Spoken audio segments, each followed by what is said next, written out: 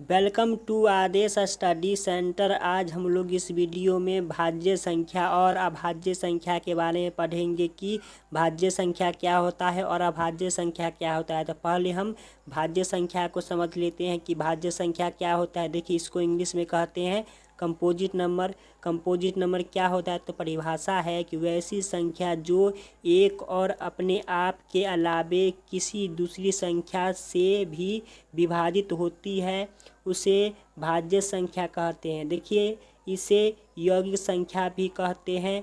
भाज्य संख्या को यौगिक संख्या भी कहते हैं।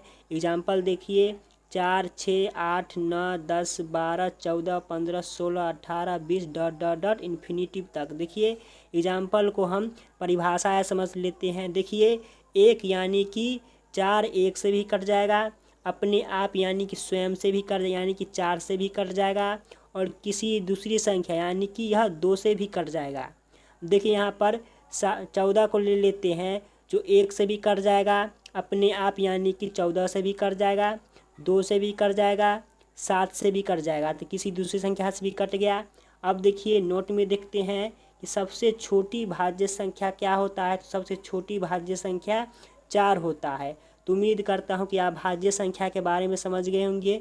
अब हम अभाज्य संख्या के बारे में समझ लेते हैं कि अभाज्य संख्या क्या होता है। देखिए, अभाज्य संख्या को इंग्लिश में कहते हैं प्राइम नंबर। प्राइम नंबर क्या होता है? तो परिभाषा है कि वैसी संख्या जो एक और अपने आप के अलावे किसी दूसरी संख्या से विभाजित नहीं होती है उसे अभाज्य संख्या कहते हैं।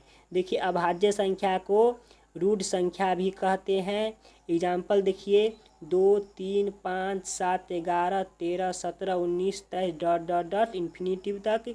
परिभाषा से हम एग्जाम्पल को समझ लेते हैं। देखिए, 2 है जो 1 से भी कट जाएगा, अपने आप यानी कि स्वयं से भी कट जाएगा, यानी कि 2 से भी कट जाएगा, और किसी दूसरी संख्या से विभाजित नहीं होते, यानी कि किसी दूसरी संख्या से यह विभाजित नहीं होगी। अब देखिए, 13 जो 1 से भी कट जाएगा, स्वयं यानी कि अपने आप से भी कट जाएगा, यानी 13 से भी कट जाएगा, और किसी दूसरी संख्या से नहीं कटेगा। भाज्य संख्या क्या होता है?